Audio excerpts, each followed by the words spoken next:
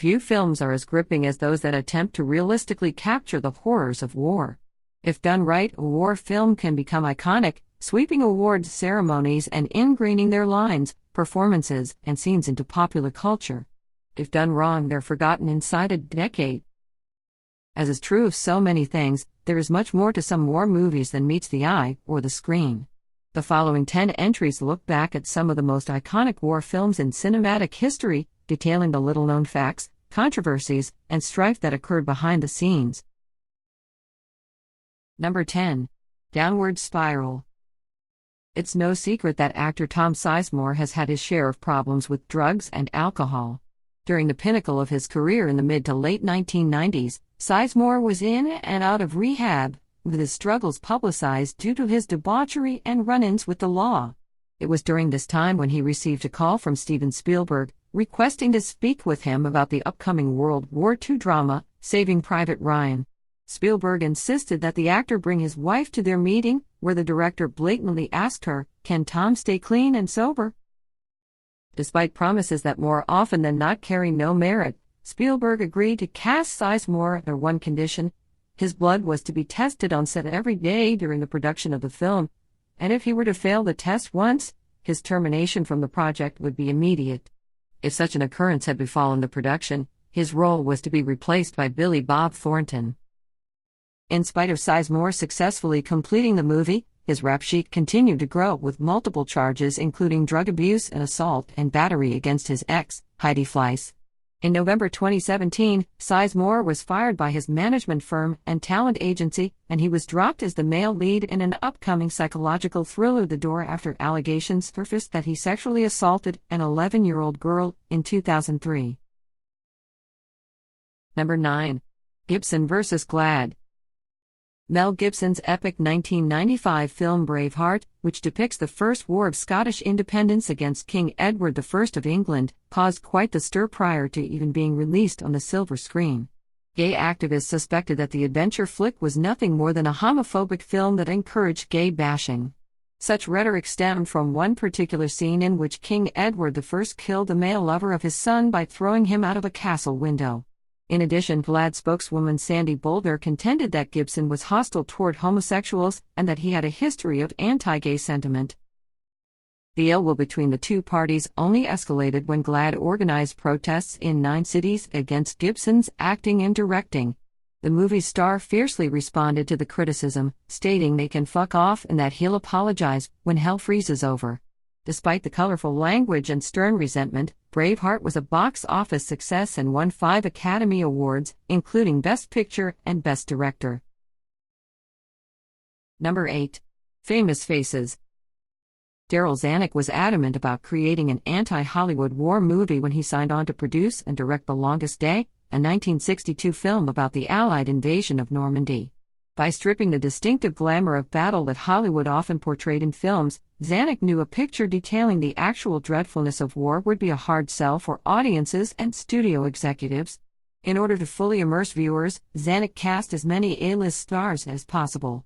Ironically, the famous faces that were chosen, John Wayne, Henry Fonda, Robert Mitchum, Sean Connery, and Richard Burton, were so familiar that it became a constant distraction on screen, making it difficult to convince viewers that the actors represented real people. Interestingly enough, Dwight D. Eisenhower was approached by Zanuck, who offered the former president a starring role in which he would play himself. Eisenhower graciously declined, but he consented to a private screening. Eisenhower made good on his promise, albeit momentarily storming out only a few minutes into the movie. It is unclear what triggered the former president and veteran, but he was not to be deterred. "Ike, you can't do that," his wife Mamie stated, to which he replied, "The hell I can't." Number 7. Ultimatum. Record-setting Hall of Famer Jim Brown was at the peak of his career in 1966, when he stunned the sports world by announcing his retirement from the NFL.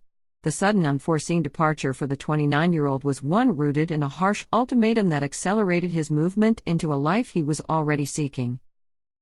While in London filming The Dirty Dozen, a World War II film starring Lee Marvin, Ernest Borgnine, and Charles Bronson, production ran longer than expected, causing Brown to become embroiled in a public dispute with his team's owner, Art Modell.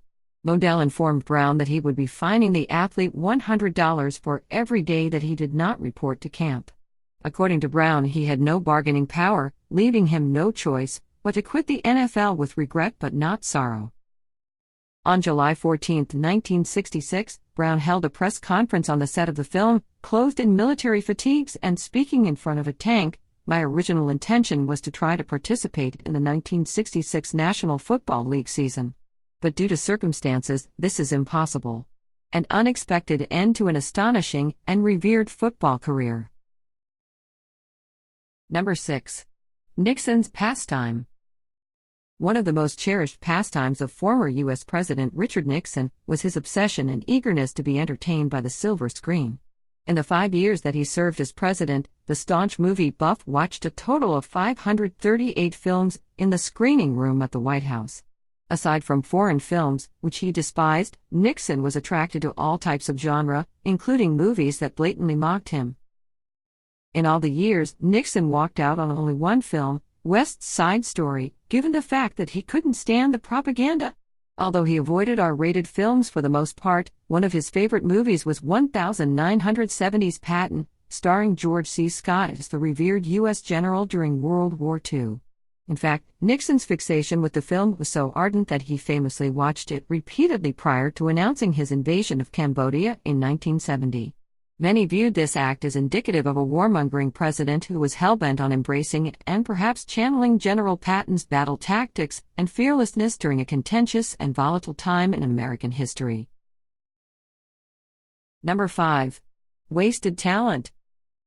Considered Hollywood's first true method actor, Montgomery Clift immersed himself in every role, creating an exceptional standard never before seen in the industry.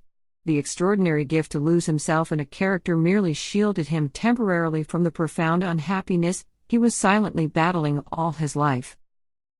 Unable to come to terms with his homosexuality, Clift's alcoholism, drug abuse, and bizarre behavior began to boil over while working on the 1953 box office smash From Here to Eternity, co-starring Burt Lancaster and Frank Sinatra. During filming, Clift formed a close friendship with Sinatra, whom he talked out of committing suicide when the musician became despondent after being rejected by Ava Gardner. Their friendship would come to an abrupt end when an inebriated Clift was thrown out of a party hosted by Sinatra after the actor made sexual advances to another male. His drug and alcohol addictions only intensified during the movie's production and progressively worsened after filming concluded. A near-fatal car crash in 1957 left him physically maimed, tremendously scarring the vain actor psychologically. Clift died at the age of 45 of a heart attack on July 23, 1966. Number 4. All Quiet on the Western Front. The 1930 film All Quiet on the Western Front is an unflinching adaptation of Erich Maria Remarque's anti-war novel about the horrors of the World War I. Not surprisingly, the movie was banned in Germany for being anti-German and also in Poland, where it was ironically deemed pro-German. Prior to its expulsion in Germany, however, Nazi thugs took to the cinemas, where they released snakes, rats, and stink bombs in protest of the screenings. Hitler was said to be infuriated due to the film's anti-war, anti-nationalism theme, fearing a wave of pacifism would sweep Germany. The novel's author was forced to leave his home country due to the relentless maltreatment he received from the Nazi Party. Upon Remarque's departure, the Nazis confiscated all the money in his bank accounts and held public rallies burning his books. In spite of the harsh treatment he was subjected to, Remarque was undoubtedly fortunate to escape with his life, as opposed to the millions who would die in the coming years. Number 3. A Production from Hell. It's difficult to picture the fact that Francis Ford Coppola's masterpiece Apocalypse Now almost never came to fruition, given the legendary struggles that occurred during production. Over a period of 16 months, cast and crew experienced personal hardships that nearly led them to the brink of insanity. On the first day Marlon Brando was scheduled to shoot his scenes, he arrived on set never having read the script and 40 kilograms overweight. Drug use was rampant among the cast, who overindulged, including a 14-year-old Lawrence Fishburne, who was supposedly introduced to heroin by his co-star Dennis Hopper. Actor Sam Bottoms confessed that he was high on pot, speed, or LSD during much of the filming of his scenes. If things couldn't get any more dysfunctional, lead actor Martin Sheen, who was struggling with alcoholism and often filmed while in a chaotic state of immense inebriation, suffered a heart attack, leaving the production in a state of limbo. Believing his film was going to be a $20 million disaster, Coppola admitted to his wife that he was contemplating shooting himself. In the end, what was expected to be a colossal failure became an epic accomplishment in cinematic history, earning around $150 million worldwide. Number 2. The Lizard King. 1986 was an emotional year for Oliver Stone. After years of struggling to make a name for himself as a director, Stone was officially accepted among Hollywood's elite with the release of his nationally acclaimed film Platoon. The low-budget movie about the war in Vietnam starring Charlie Sheen went on to win 4 Oscars, including Best Picture and Best Director. Interestingly enough, Stone wrote the screenplay 17 years prior to its release, focusing heavily on mythology before its adaptation into a more realistic war drama. What's even more fascinating is who Stone had in mind to play the main character, rock and roll superstar and lead singer of The Doors, Jim Morrison. In fact, Stone was so fixated on having his idol star as the lead in his film that he sent the musician an early draft of Platoon, with the hopes of persuading Morrison to sign on. 2 years later, the Lizard King would be found dead in a bathtub in his Paris apartment with the screenplay Stone had sent him sitting nearby. Eerily enough, the script was returned to Stone in 1990 when he was making the film The Doors. Number 1. Russian Roulette. In 1981, psychiatrist Dr. Thomas Radecki wrote to the general manager at WFLD-TV in Chicago, urging the station to edit the Russian roulette scenes in The Deer Hunter, which was scheduled to air the following week. In the 1978 classic, Vietnam POWs, played by Robert De Niro and Christopher Walken, are forced by Vietnamese guards to play the sadistic game in a gambling den. What Dr. Radecki feared was that the infamous scenes would inspire real-life imitators, given that there had been 28 shootings and 25 confirmed Russian roulette deaths in the United States since the release of the film. Dr. Radecki's pleas fell on deaf ears, leading to the deaths of Ted Tawinski, 26, and David Radney's, 28, who shot themselves at their tables after seeing the movie. More than 30 years later, delusional copycats on a suicide mission continue to emerge. In 2015, 20-year-old movie buff Brian Javier Soto Aguilera saw the film and then blew his head off while reenacting the dangerous game of chance.